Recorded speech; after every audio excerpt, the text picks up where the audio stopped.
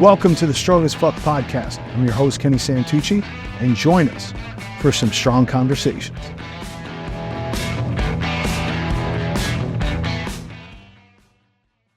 Here we are, season 2. I can't believe we did it, but we did it. We started about 8 months ago, probably, right, Remy? Yeah. Okay. And I said, you know what? I pushed it off for too long. I wanted to do a podcast, so here we are. And for those of you out there that think podcasts make money, no, that's not the truth. This just cost me money, but it's fun to do because I get to connect with a lot of great people. So season 1, we took one approach. We were working with we had a lot of business owners on and friends of mine.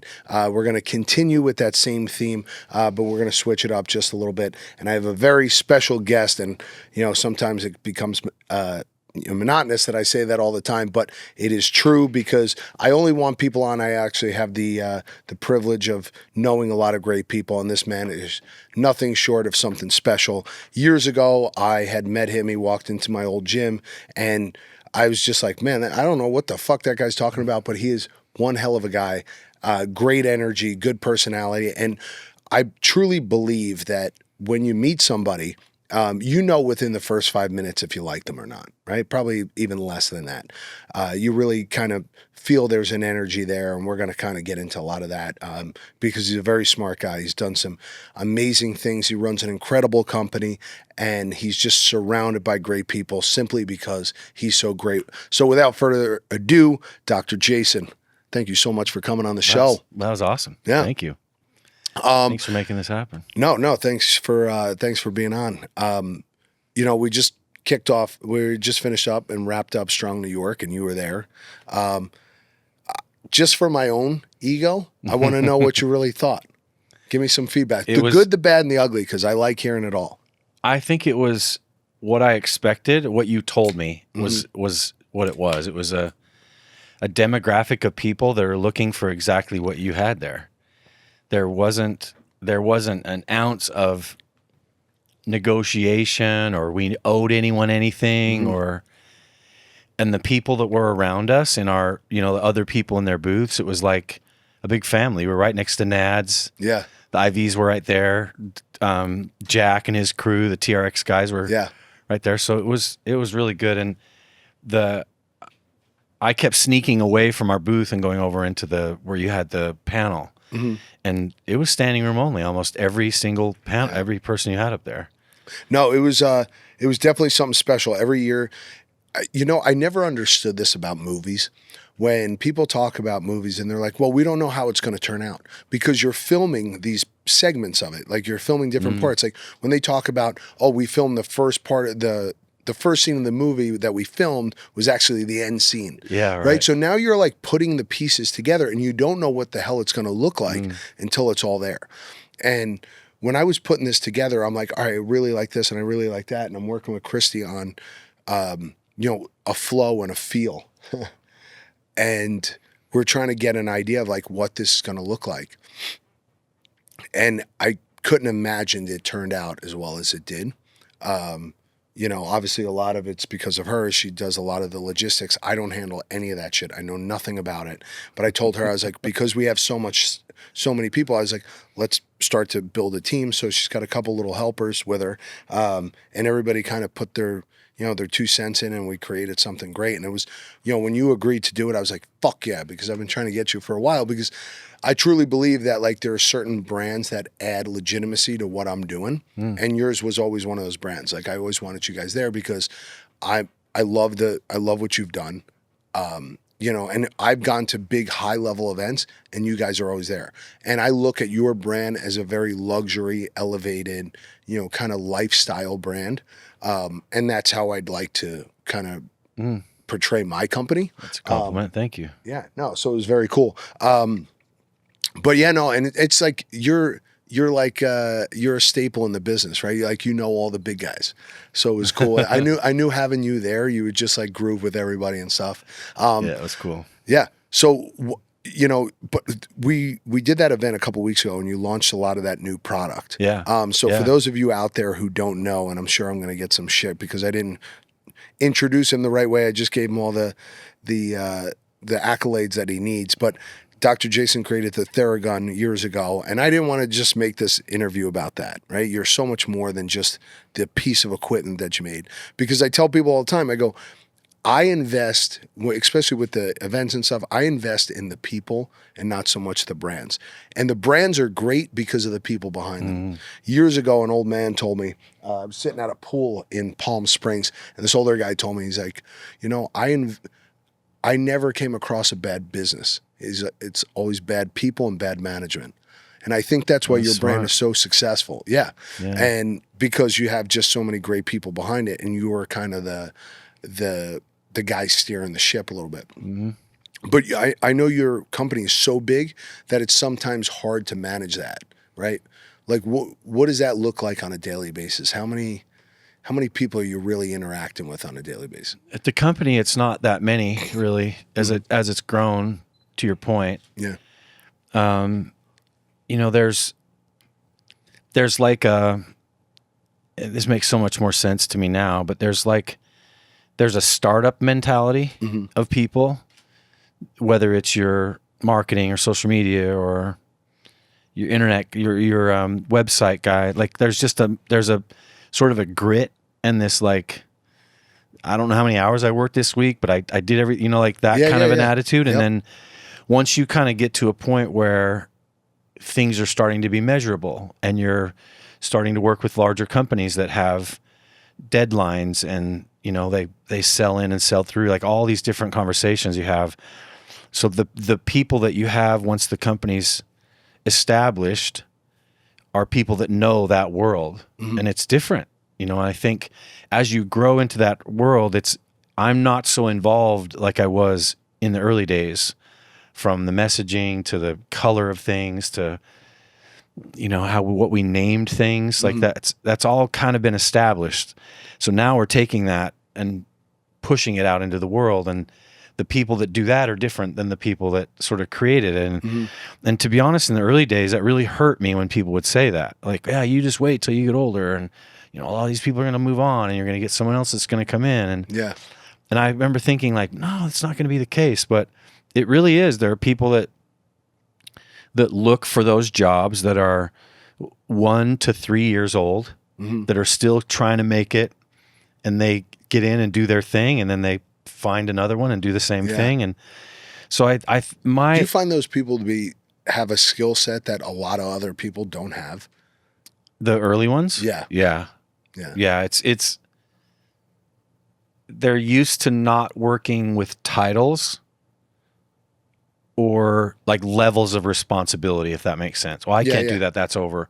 Yeah. It's just like, just get it done. Like, I don't care if I'm, and that, that's when you and I met. I came to your gym. I was schlepping stuff around New York, and that's how it is. That's how it is in the early days. And I tell people that, because people always ask me like, oh, what's the demographic of your show? I'm like, I don't know. I would just expect it to be people who are inquisitive about health and wellness, and then business as well, because I cover a lot of that stuff. Dude, hold that thought for a second.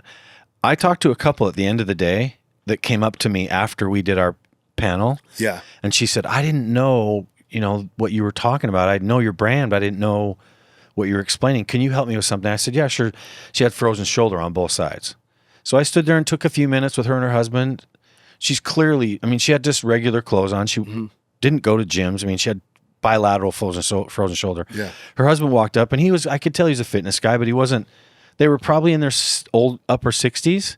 Okay. And I said, what do you guys come here? Like, oh, we come here every year. This is so amazing. Really? Yeah. And they didn't tell me what gym. I didn't even ask, because I didn't seem like that was their vibe. Yeah. But dude, that to me was like, that's a great spread of our demographic. People that are fitness oriented, that want to spend money on taking care of themselves. They recognize what that is. But then you also have these other people that are just like there to learn. Yeah. And him and his wife were like, we were in the room every time. The panel was amazing. Yeah. So I think it's also, people need to recognize that. Like, there are people around the community that just came, that don't go to gyms. They just knew about it, and they're like, I want to be here. Yeah. People ask me all the time, they're like, what's the demographic of the event? And I go, the gym people are going to come, right? I could have named every trainer in that gym. in that space. They're all guys I've known forever. They're guys who own gyms or guys who've been in and around the world with the fitness scene. What impresses me the most is when I see the older demographic, young kids, overweight population there who are inquisitive.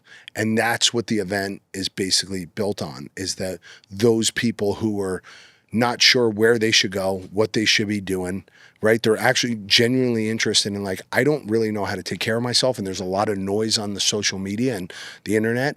So I'm hearing this and that. Like, there was one point where people were debating about like a carnivore diet or something else. It's like those conversations need to be had though, right? Because I think, to me, a carnivore diet's great. I love it. It works for me. But it's the same as if you had a peanut allergy, I could eat peanut butter and love it, and you could drop dead from it, you know? So I tell people that all the time. It's like different things will work for different people. You have to test, retest, work with different people. You know, and when I talk about why we charge, like everybody's like, oh, $150. Now people who know the business and understand it are like, $150 is so cheap. They get access to somebody like you. I had Sean Brady there, who's a world-class MMA fighter. I had Owen Roddy, who's another phenomenal coach. I flew people in from New York, from LA, Texas, Florida, all over the place to create like, you couldn't work with all these people and being around all these people for less than $1,000. Yeah. You know, and you're getting Each. it all. Yeah. Each. Yeah. So I was like, you got so many great people and you can learn. Just the fact that that woman could come up to you, here, the founder of a multi-$100 million company, and ask you a question is like, that's priceless, right? So that's how I value the whole event. Yeah. But one of the things that I want to ask you about is that you, to me, seem very, and I think that's why we get along. We're both kind of purists. You love what you did. You were a chiropractor, physical therapist, you worked on people.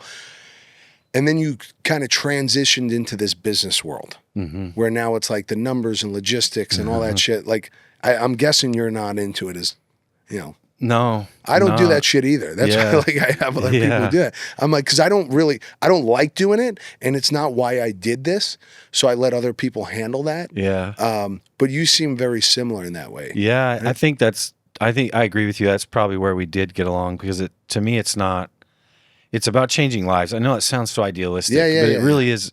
That's really what I want. Like, I want to change someone's life. I was with someone today. We were just talking about where I was earlier, and this person said, did you ever think that Therabody would be so big? And I said to the person, what do you mean by so big? And she's like, you guys are just everywhere. And I don't judge it by that. I was at a conference in Austin to prove my point. I was at a conference in Austin. It was called Conference for Women. There was 10 or 12,000 women. Holy shit. And me and this guy that worked, his name's Josh. We were the. I kept joking we were the booth babes. You know, they flipped around on him. We were the guys, and I was surrounded by hundreds of women of all ages, all demographics. It wasn't. I stood there to try and see if I could kind of average an age. Yeah. 90% of those people didn't know about our brand. Really? Think about that.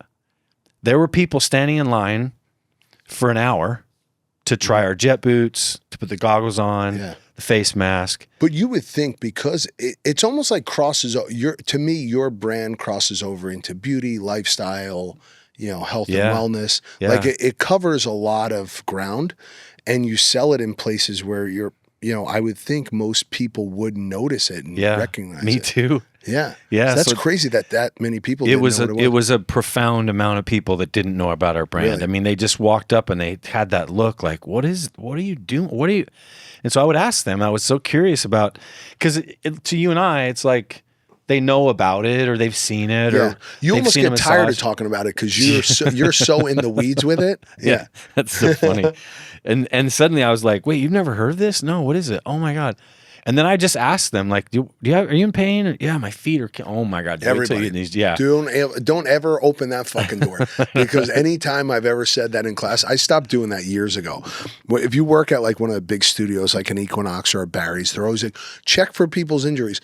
Most of the time, if you're working that job, you're probably so green as a trainer that you don't know what the fuck to tell these people. And as soon as you open that floodgate, all of a sudden, Oh, my back, my knee, my ankle, my heart. You know, fucking, you got enough fucking problems. Yeah. You know, so I don't even ask. And I used to get reviews all the time when I was at Solace and stuff.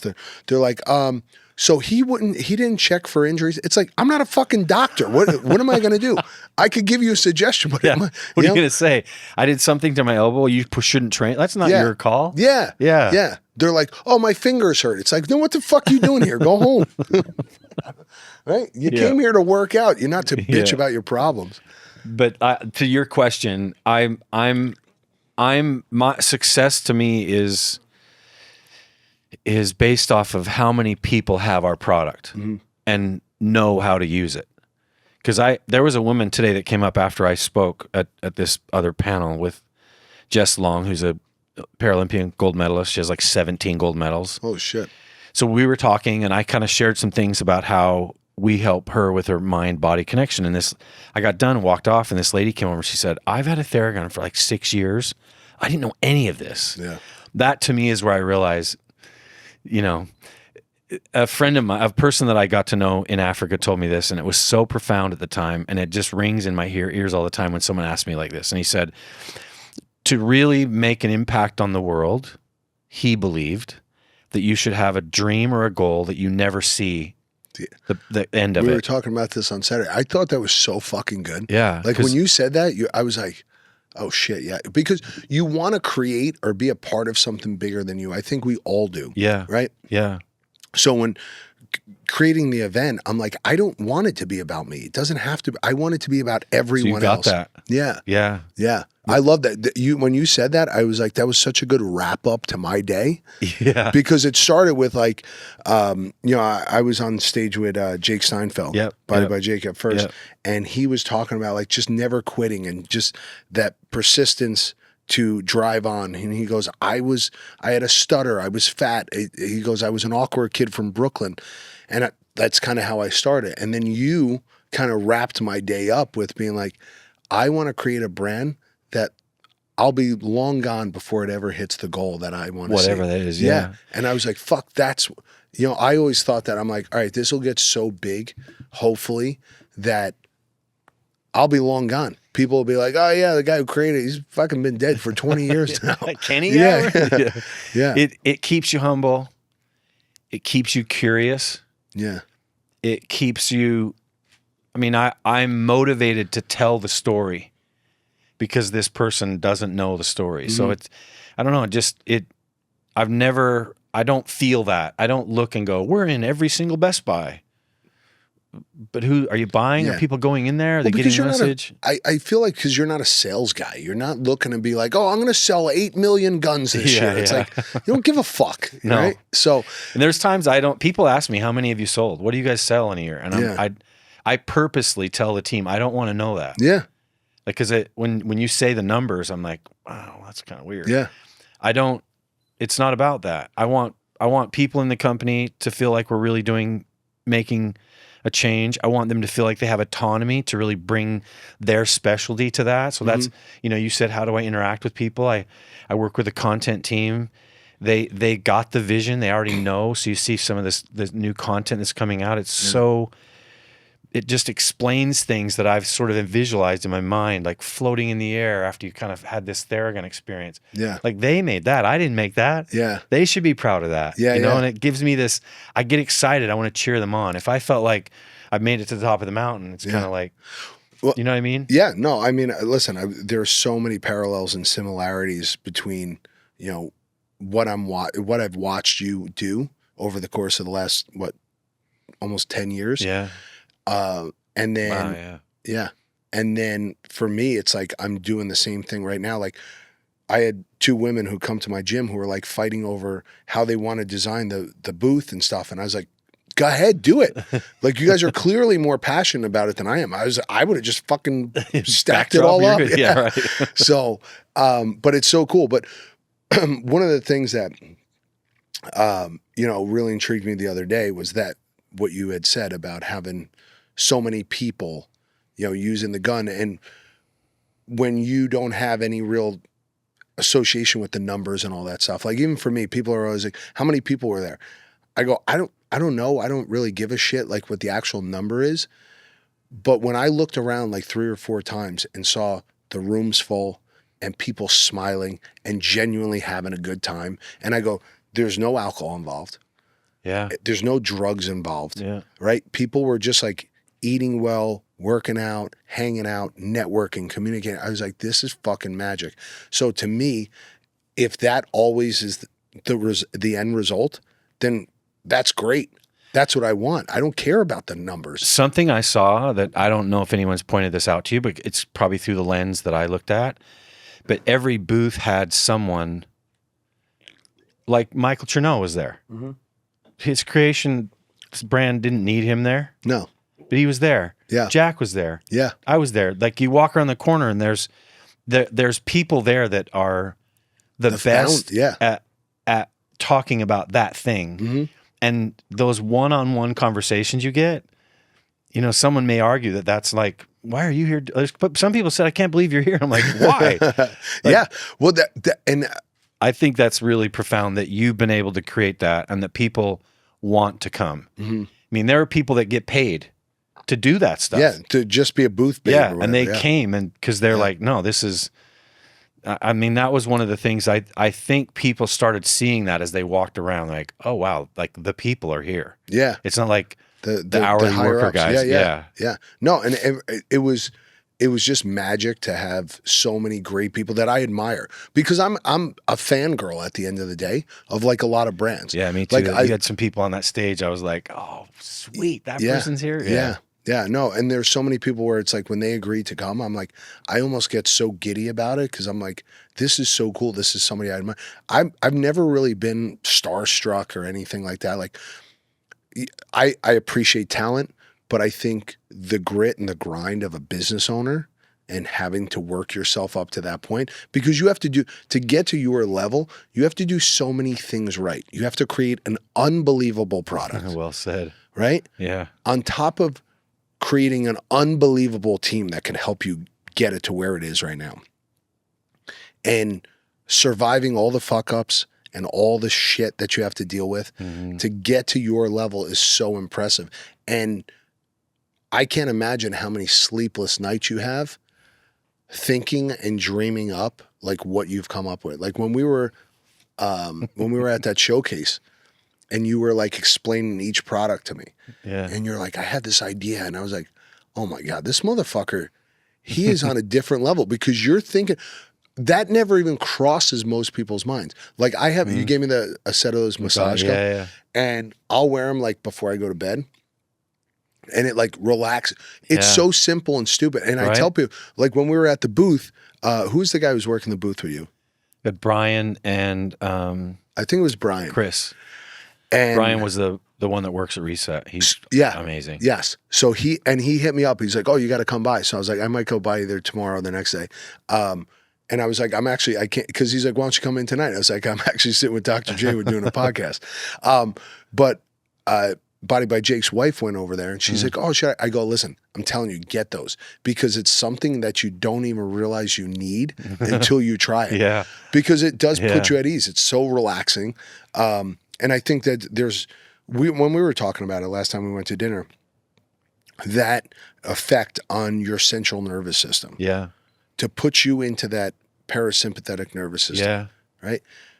To feel good, to feel relaxed is sometimes hard, especially in the city when there's so much shit going on. It's like, how do you downregulate your heart rate? And it's like you have so many products that do that. Yeah. You know? I think the going in, that practice of going in, we need help. My argument is that I am additive to what you're doing, and I would be there to just give context to things. If you're working on someone that's their first time at a gym, whatever that situation is, give me 5 minutes with them, and I'll kind of bookend what you're doing for them, and it allows them to find that way to recover from what you just did for them.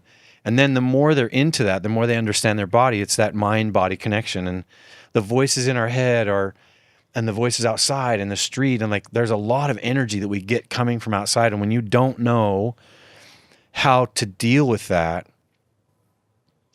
without a physical product, it's challenging. Yeah. So when I say that, I'm speaking from my own experience. Like I have voices in my head. You know, if I don't meditate for 2 or 3 days and I kind of close my eyes and suddenly I'm like, I can get that email. I gotta call that guy back. What are you doing? It's nighttime. Just to shut those down. Yeah. I've done it. I've done it with people like you, other athletes that they think I could do without that. But to have something physically touch your body and accelerate that thing to put you in the right state, that's really my message. Yeah. That's really what I'm trying to get out to people is like, whatever your issue, whether it's trauma, recovery, meditation, shutting the voices down, those are all the hard things. The easy things to get amped up, drink, sell it, whatever, to get like amped up for for life. But to find a way to just close it down for a minute, that to me is where I think the magic is. And you know this, we've talked about this, we talked about the other day. You don't get stronger in the gym. No. You know, you get stronger when you rest. And if your body's not in the right state of rest, then you're not getting the most out of that. I 100%. So, you know, you and I could talk about it all day, but that's where I'm really passionate. I think that woman today came up to me and it's proof that our products are a Trojan horse. I'm just trying to get in your life. And once I'm in your life, let's expand that out a little bit and look why it makes you feel that way. Because I used to say this all the time in the company, in meetings. I just pound the table. It's about how this makes you feel. And how do you convey that? Yes. And it's so funny because I totally understand your frustration because I'm like, I know people need this in their life. I know people need that day to connect, to grow, to get stronger, to feel better, to network with people who have like that same ambition. The absolute number one thing that I've gotten feedback on was that everyone was so nice. Yeah. Everyone was so, and I go, holy fuck. That's what I was looking for. Yeah. I was looking to create a space where I go, it's not about the jujitsu or the dance class or the yoga or lifting. It's about the connection. Yeah. It's about people feeling good. I go, so it doesn't matter the mode of how you got there.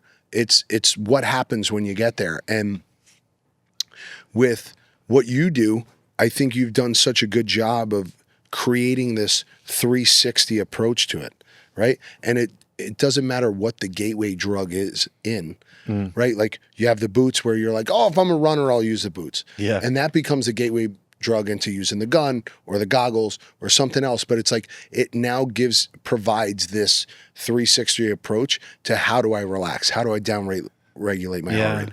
And it's so important because people, you know, I think one of the number one topics that people always ask me about, they're like, oh, could we get a panel on mental health and mental wellness? I go, yeah, part of that, how you get to that point of, you know, feeling better is through relaxation. And people think, oh, I'm going to go on a beach and drink and relax. That's not really relaxing. Yeah. You know? Yeah. You're actually numbing. Yeah, numbing the pain. Yeah. You're not doing anything better. We keep talking about this, but there were no egos. There were people there that I know who typically would, but I think the way that the whole sort of energy was there, it was like we're all the same. Yeah. We're all just trying to help each other out. And it was what I loved that was in a row, right? It was like the owner in ads. It was you. It was Jack.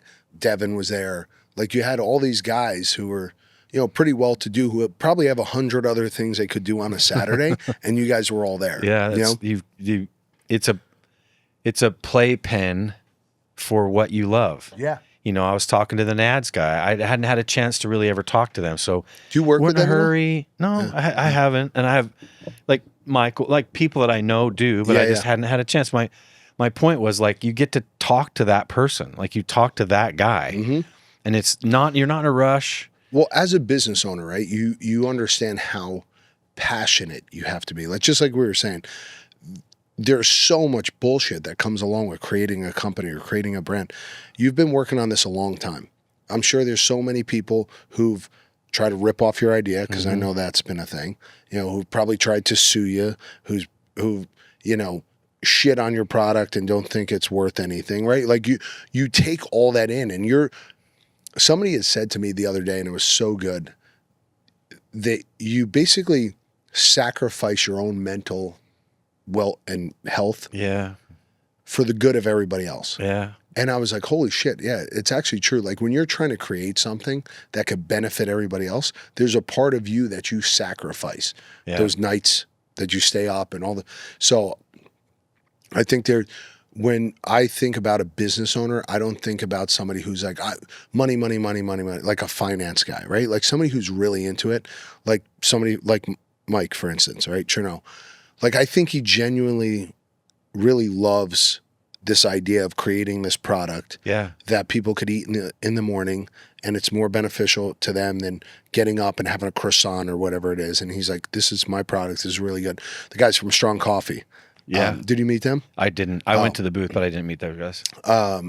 Yeah. Like, I mean, Adam's been working on that forever. Like I went to his first trade show with him. We went to the LA Fit Expo. Yeah. And he's like, dude, I could use your help. Let's do this. He's like, come with me. And I basically just went with him to go.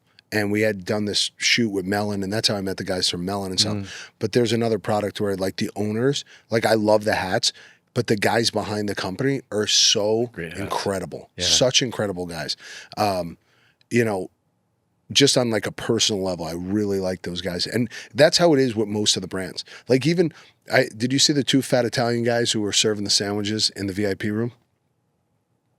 So one of my clients. No, I didn't see those guys. One of my clients, his cousin, owns this place called Talercio's. Shout out to Talercio's. And it's this restaurant, it's a catering place in Red Bank. Does like all Italian catering and stuff. He created the like deep fried ravioli and stuff. These guys aren't gym guys at all, right? But I invited them because I was like, all right, I'm going to have all these people there. I want to show them a good time. I want to get them some good food. So I had them bring up sandwiches and you know, like breakfast sandwiches and big turkey sandwiches and shit. And they had such a good time, and everybody was like, oh my God, those 2 Italian guys are so great. Like these are guys who really love what they do. And that's what it was. It was like there were so many good people who are genuinely passionate. He's another guy who like he'll give you the shirt off his back. Like I go in there and I walked in there with 7 people one day at his restaurant, and he took care of he's like, don't worry about it. Like it's the same way with you. You're like tossing out product. That's not what it's about. Yeah. It's like you're like, I love this product. She gets mad at me all the time because if I'm over by our booth with clothes and somebody's like, I want that. I'm like, take it. Take it. I want everybody to have it. I want everybody wearing the shit. You created, this is something I was thinking about. I was telling Amanda this the other day. You created something that's hard to create. Yeah.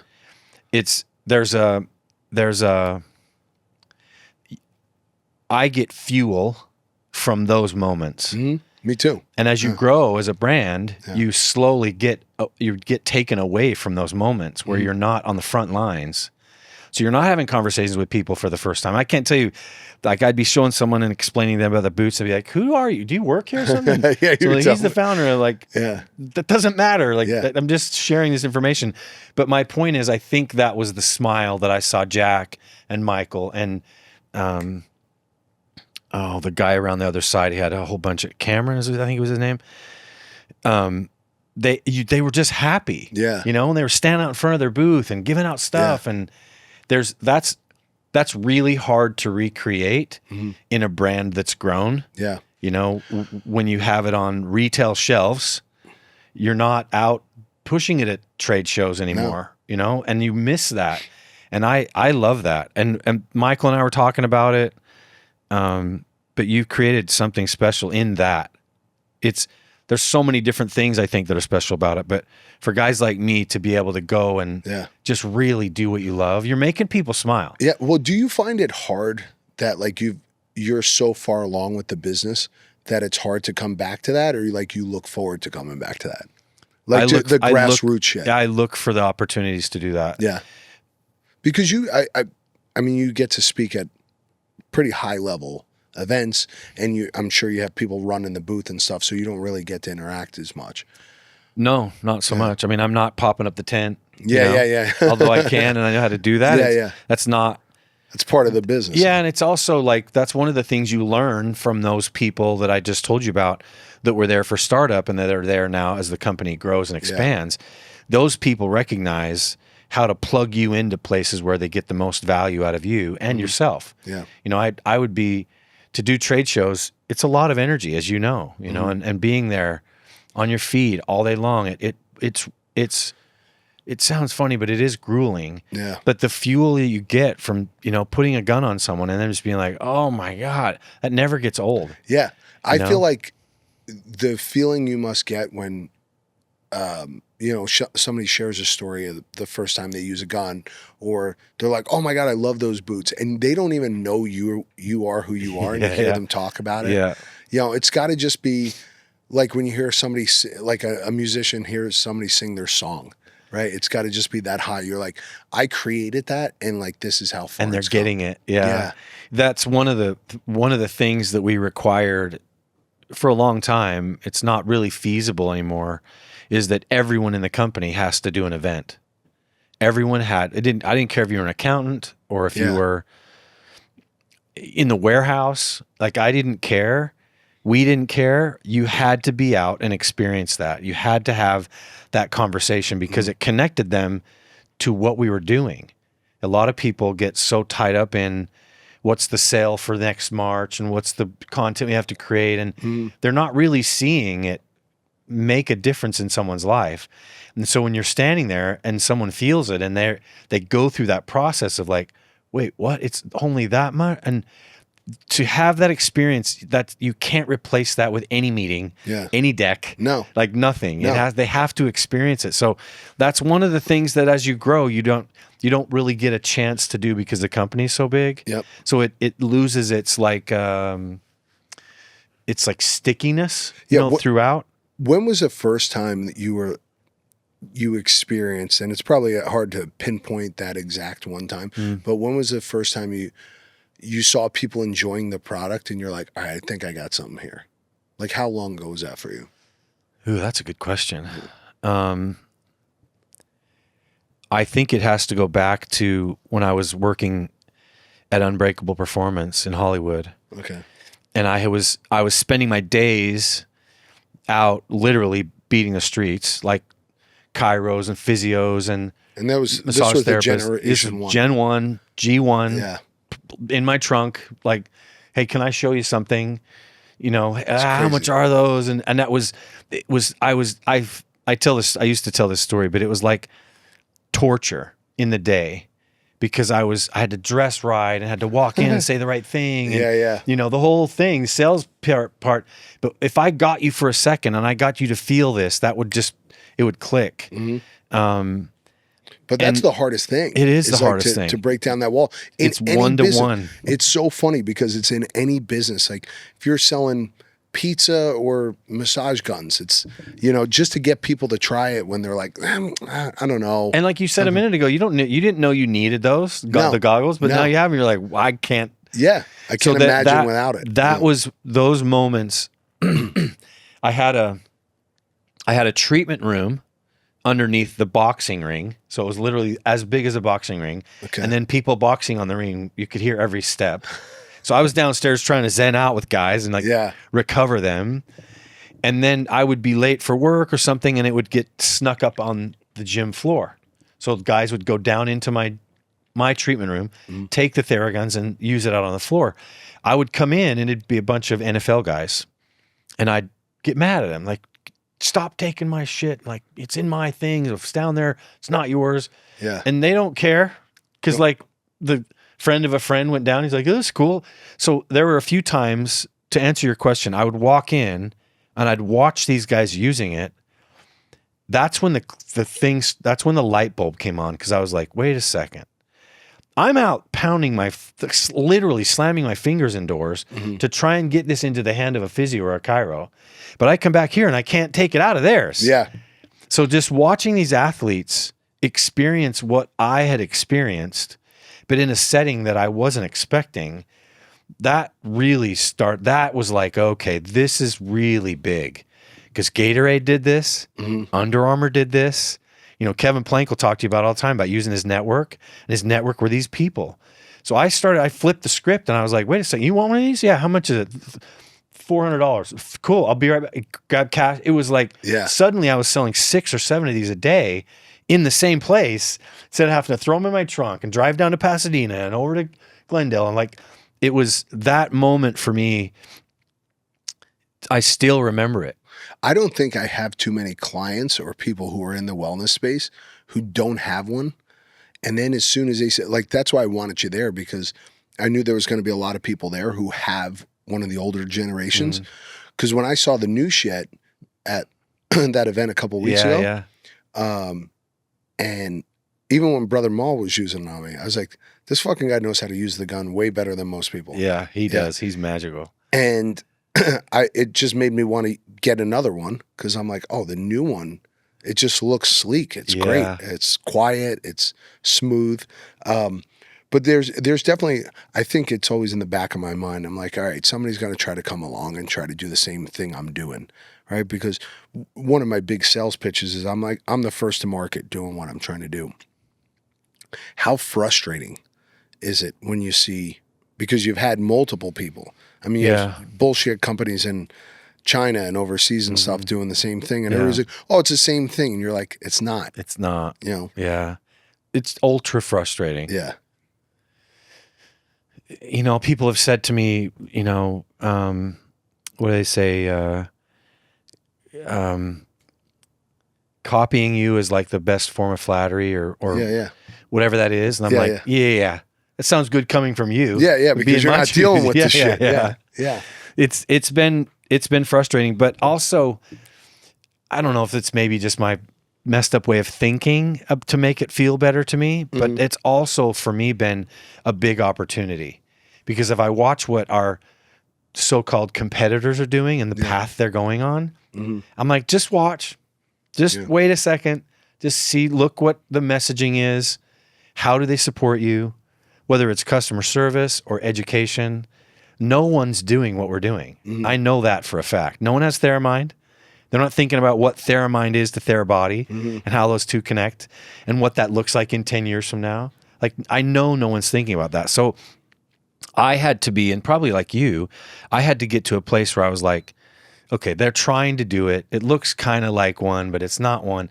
I had to kind of forget that and just be like, I'm on my path. I'm doing what I'm doing.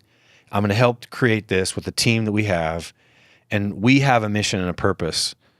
And there's no one. If you compare us to the other ones in the market, you realize really quickly it's not the same. Yeah. So that's my way of consoling myself. I mean, like, there are people trying to copy us, but they won't. No, I definitely feel the frustration for sure when stuff like that happens. But one of the things that I find to be a struggle in business is and because I think you have a product, and I'm sure if you guys have openings in the company, you'll probably get 50 applications.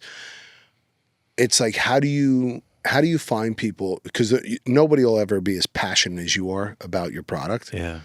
But how do you find people who are passionate, who are willing to do something or try to do it just as good as you would, right? Like, how do you inspire people to be like, hey, you're working for a great company here. Yeah. How do you get them to, kind of have that same I think energy? In the earlier days, it was a little bit different. Yeah. Because it was, you're rubbing elbows with these people. You're literally in the trenches doing these things. You're on a plane, you're setting up, and they see your passion, they see your drive, and they start recognizing the lives that are changed. So it's a little different now. The process of onboarding people is really educating them about what we're doing. And so it's not easier. It's not less difficult. It's just different now.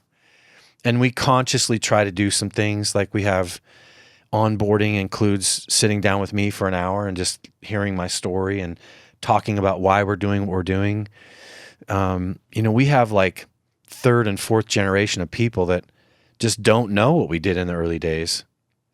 I mean, we've had so many amazing people come through the company. This wouldn't be what it is without them, that have moved on to something different, better, bigger, whatever in their life. I think our brand kind of, it's hard for me to say because I'm the founder of this, so I'm obviously going to sound a little bit lopsided, but I think our brand ethos, we have a brand book. Did you come up with all that?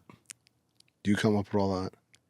A lot of it. Yeah. Yeah. But it's the people that know how, it's the comms people that are really good at communication. Mm-hmm. And they understand what I'm trying to say. Yeah. Oh, I get what you're trying to say. Here, how does this? Oh man, that's it. Yeah. So I'm not going to say I did that, but I was definitely involved in a lot of that stuff in the early days that leads it to where it is now. Yeah.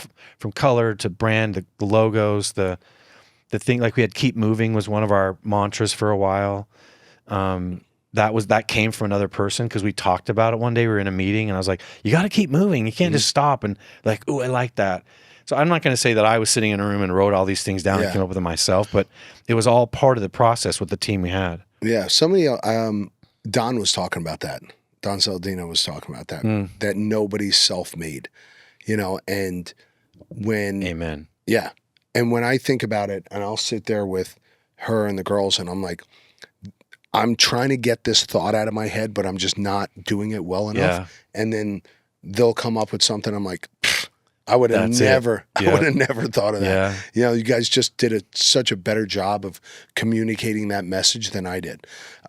So yeah, it's definitely important. Yeah. Yeah, you get it. Yeah, no, I definitely, and I get really frustrated because I'm like, why am I this stupid that I can't just formulate what's in my head right now? No, Amanda being in my life has also been a huge blessing. I'm sure because she's so good at just watching, and then she'll say, actually, you know what? How about you say it this way? Yeah. And I'm like, oh my God, I never thought about that. Yeah. So it's amen to what he said, what Don said. Like it's not, this isn't a one-man band. No, you can never get to that.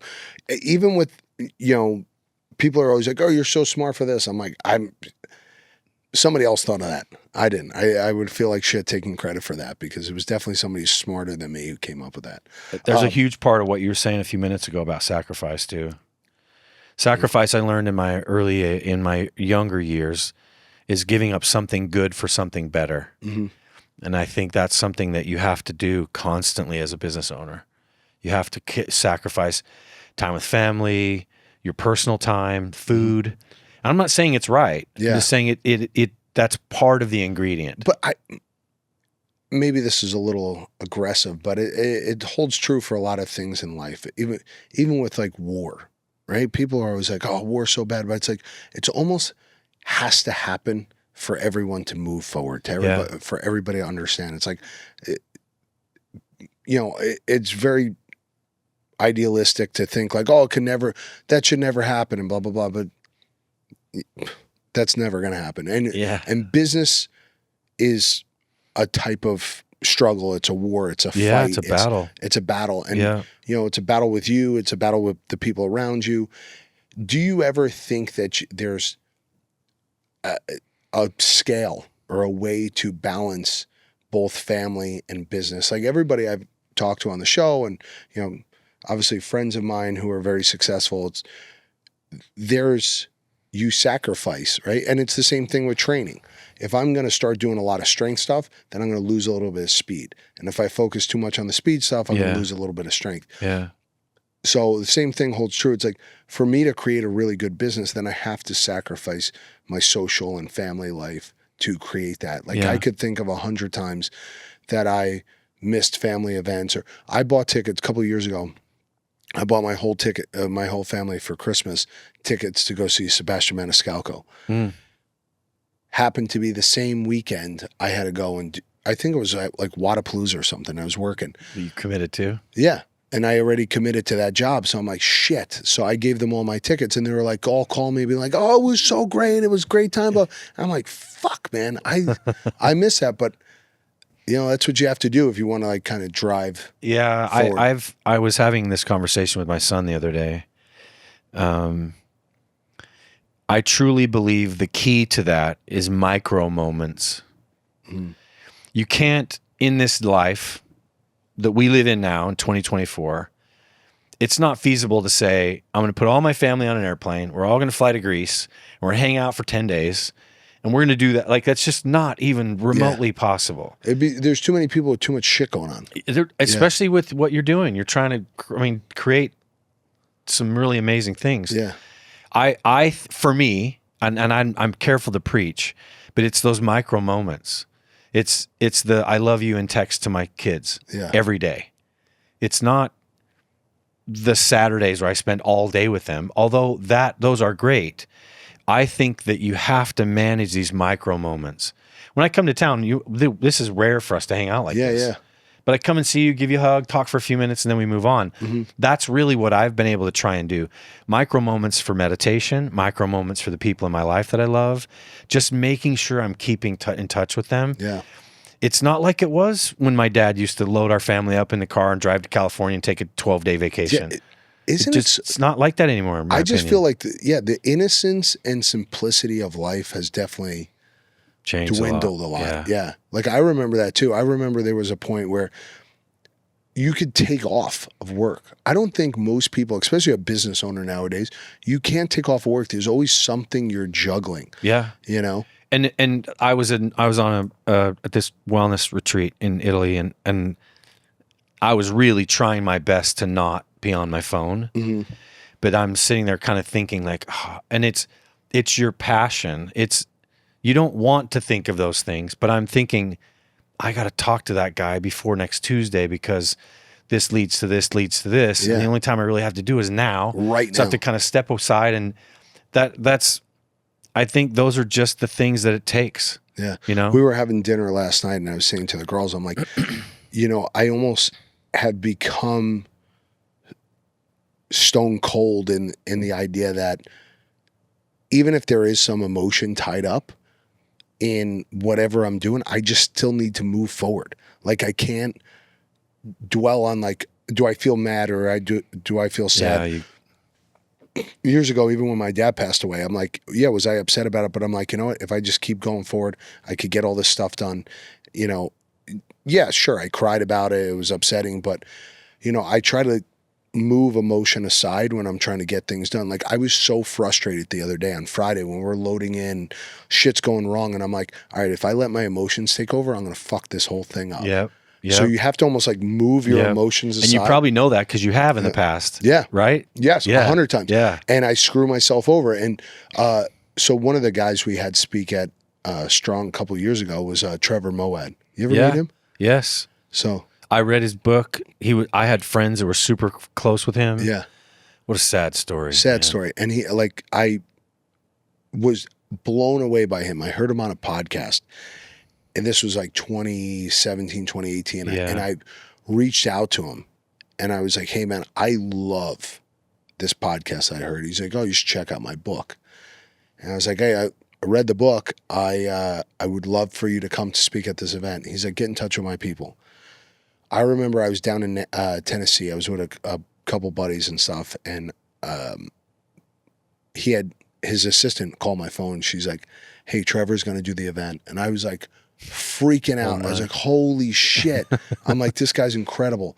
And that the whole idea, and I think I recommend it to everyone, whether you're a big reader or not, listen to it on audiobook, whatever, like that idea of neutral thinking, right? Like people get so upset and the good, bad. It's like, no, it's what happened. And you just need to kind of drive forward. Yep. Yeah. If you attach emotion to things, it's taxing. Yeah. It's really taxing. How much do you think that weighs on your, your central nervous system, right? Because everybody talks about stress being the number one killer. Yeah. Right. And I think when people worry and they get upset and they get emotional, I think that's very taxing on your central nervous system, which ends up becoming the thing that'll be your demise. Yeah. Right? I mean, that's PTSD. You store that in a place.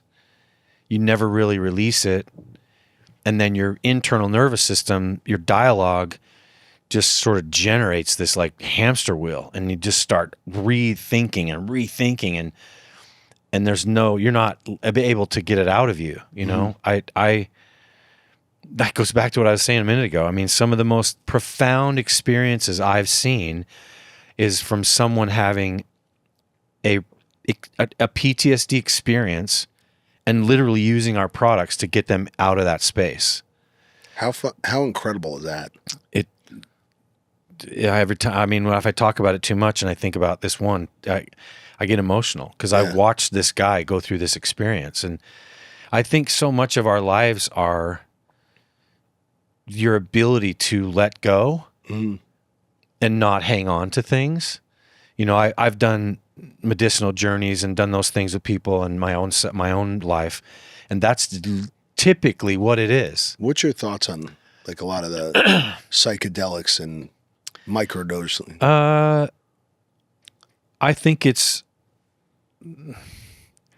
we're friends. Mm-hmm. I've spent a lot of time looking into that and understanding what it is. I want to understand it too. I think there's some very real merit to it. I also think it's very important that people have a shaman or someone they trust to take them through that process. Mm-hmm. Excuse me. I had someone tell me, I did one of those with a bunch of people. We all got together and we just did it. And I was like, I think there are ways to do it. I think there's a process. And if you have someone that can kind of take you through that process in a gentle way, there's right and wrong ways to do it. Yeah. So it has a profound effect on people. Yeah. And have you done it a couple times? Dozens. Yeah. Yeah. Nice. Yeah. I might have to do that with you one time. Yeah, no, it changes it. Yeah. I always fear that I'd go too far down a rabbit hole and never come back. That's the thing about having someone with you. Yeah. That's the thing about having a shaman with you, that they know what signs to watch for. Mm-hmm. They've already connected with you a little bit. I mean, I could do it with you, and because I know you so well, it would you have a sense of safety. And there's also really important things you have to process. Oh, yeah. And sometimes talking about it with someone that you care about, but you're not intimate with, is sort of freeing. I have a guy named Bobby the guy's amazing. And I have a shaman in LA named Nicole who she's put on this earth to do that. It's the most profound experiences. Being in this world without an ego for a minute is really eye-opening. And that's really what I look for, to just have all that taken away and just be a part of this. Yeah. For those people looking for inspiration or ways to get over things, I would highly recommend it. I have to be careful because of the founder. I got to be careful. Like, the guy from Therabody told me. He said this. I should do this. Take a bunch of drugs. It'll always get skewed to the most negative form of whatever he said. Talk about it. If someone's listening and they hear that you and I talking about this, find someone to talk about it with. Yeah, for sure. It's super important.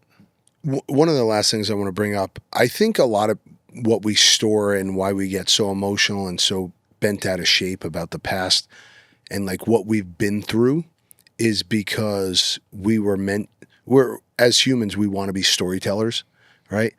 So everything you've done is pretty much like your identity. So you want to tell that story. And I think it's important to, kind of look at it as a learning experience and a growth opportunity rather than like using that as either a crutch or the reason why you are like, I always think of the idea behind like supervillains and stuff, right? The difference between a hero and a supervillain, like Batman and the Joker. It's like, because this happened to me, I need to torture everybody else.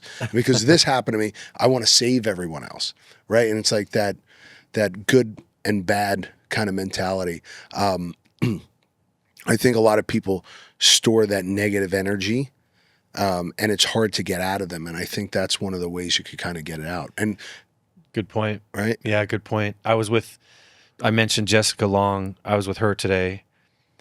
And we were kind of getting, she's a friend, and we were sitting there chatting. She had her gold medal in her lap. Yeah. And how was the Olympics? I said, how was the Olympics? And she goes, man, you wouldn't believe it. And she said, I finished 6th in my first race that I was supposed to win. Mm-hmm. And then I had to compete again the same day. And I finished 4th in that one that I was supposed to win. So at the end of the day, I'm supposed to have 2 gold medals and I didn't even place. Oh, shit. How do you get that out of your head? Yeah. That's that Trevor Moawad stuff. It's and like, she said I had to let it go. yeah. Because the next race was what's most important. So for me, I think looking at someone like that who was born without legs and she's on the world stage and you failed Mm-hmm. and you have to put that behind you and go win a gold medal again. She did it. Can you imagine how she must feel being able to know that, like Moawad, like he actually was able to put that behind him and go out and crush their next thing. Yeah.